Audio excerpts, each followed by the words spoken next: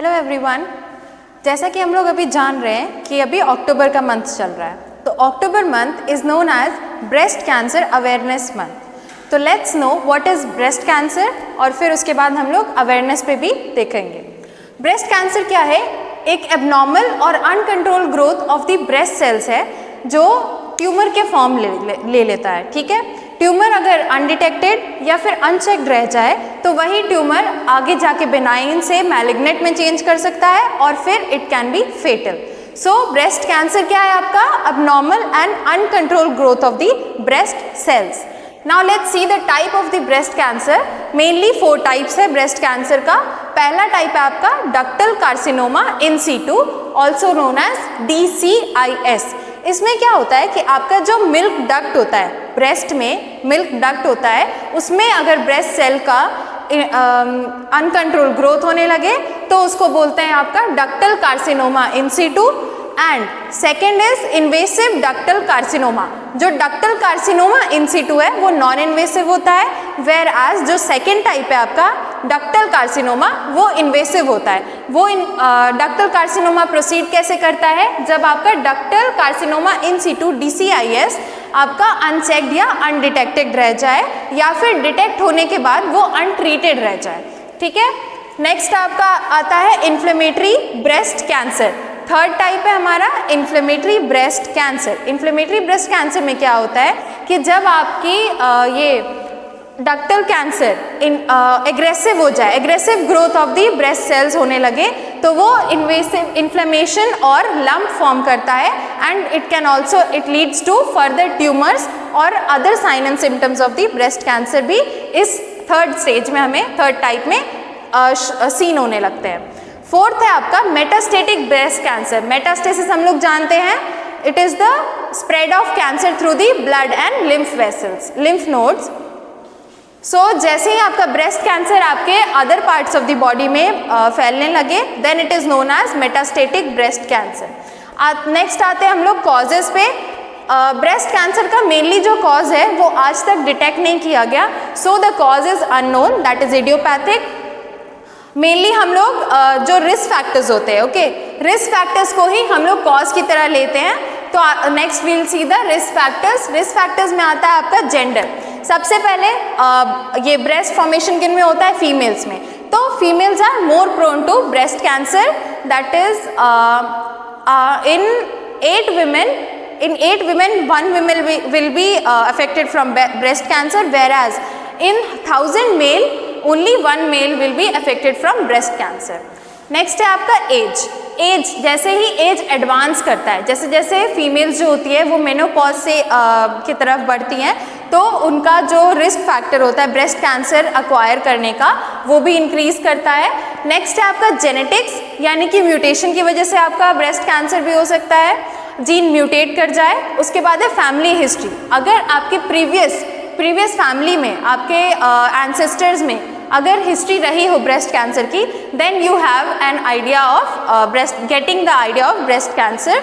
Next है आपका personal history. Personal history में क्या होता है कि अगर आपका एक ब्रेस्ट अफेक्टेड है, ठीक है, कैंसर से अफेक्टेड है और उस अफेक्टेड ब्रेस्ट की वजह से आपका सेकेंड ब्रेस्ट जो है वो भी अफेक्ट हो जाए, then it is known as personal history.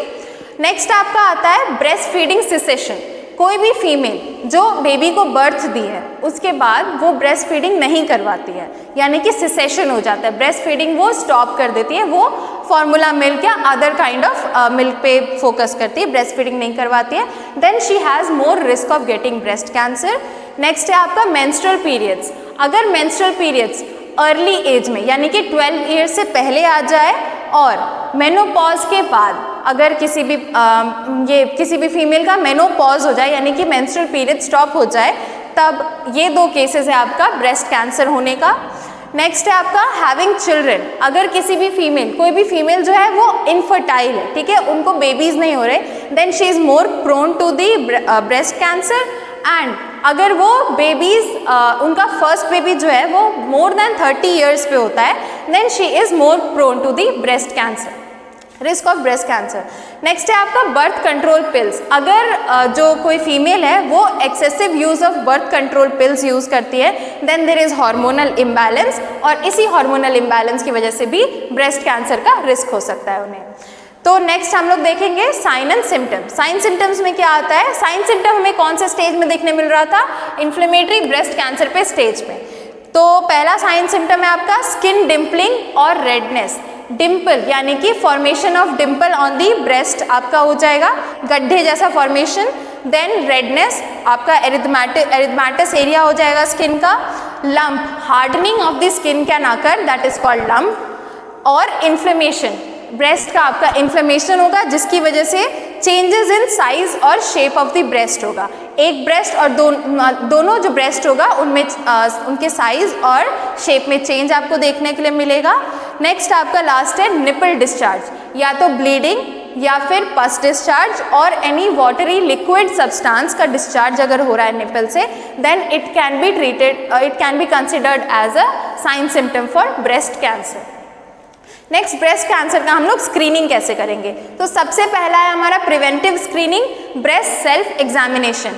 अपने ही ब्रेस्ट को खुद से, देयर आर सर्टेन स्टेप्स जिससे हम अपने ब्रेस्ट को सेल्फ एग्जामिन करके अगर लंप का फॉर्मेशन है, निपल डिस्चार्ज है, चेंज इन साइज है, शेप है, रेडनेस है, डिम्पलिंग है, अगर हम उसको पहले ही अर्ली डिटेक्ट कर लेंगे then we can decrease the risk of breast cancer. Next है आपका क्लिनिकल ब्रेस्ट एग्जामिनेशन।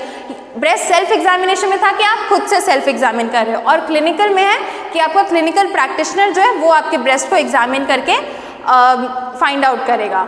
नेक्स्ट आपका आता है mammography. It is kind of a X-ray of breast.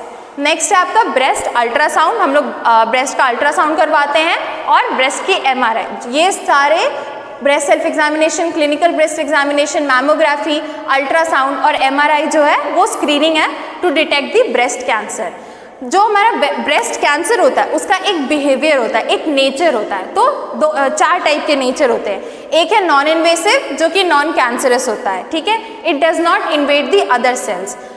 Second है इन्वेसिव जो आपका कैंसरस सेल होता है जो स्प्रेड करता है। नेक्स्ट थर्ड है आपका रिकरेंट, आपका एक बार ब्रेस्ट कैंसर हो चुका है, उसको मेडिकली ट्रीट कर दिया गया था और फिर वो दोबारा आपको अफेक्ट कर गया, then it is known as recurrent breast cancer.